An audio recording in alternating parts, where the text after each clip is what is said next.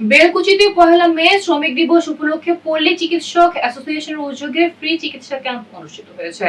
পহেলা মে মহান আন্তর্জাতিক শ্রমিক দিবস উপলক্ষে সিরাজগঞ্জের বেলকুচিতে বাংলাদেশ জাতীয়তাবাদী পল্লী চিকিৎসক অ্যাসোসিয়েশন বেলকুচি উপজেলা ও বেলকুচি পৌর শাখার উদ্যোগে ফ্রি চিকিৎসা ক্যাম্প অনুষ্ঠিত হয়েছে। বৃহস্পতিবার সকালে আলহাজ সিদ্দিক উচ্চ বিদ্যালয়ের গেট সংলগ্ন এই ফ্রি চিকিৎসা ক্যাম্পের আয়োজন করা হয়। উক্ত ফ্রি চিকিৎসা ক্যাম্প অনুষ্ঠানে চিকিৎসা প্রদান করেন বাংলাদেশ জাতীয়তাবাদী পল্লী চিকিৎসক অ্যাসোসিয়েশন বেলকুচি শাখার সভাপতি বিপ্লব সরকার, বাংলাদেশ জাতীয়তাবাদী পল্লী চিকিৎসক অ্যাসোসিয়েশন বেলকুচি শাখার সাধারণ সম্পাদক সোহেল রানা, বাংলাদেশ জাতীয়তাবাদী পল্লী চিকিৎসক পৌর শাখার সভাপতি আব্দুল মান্নান প্রামাণিক, পৌর শাখার সাধারণ সম্পাদক সেলিম ভুঁইয়া, বেলকুচি উপজেলা শাখার সাংগঠনিক সম্পাদক পল্লী চিকিৎসক আবুল হাশেম সাজু, পৌর শাখার সাংগঠনিক সম্পাদক আল মাহমুদ সরকার।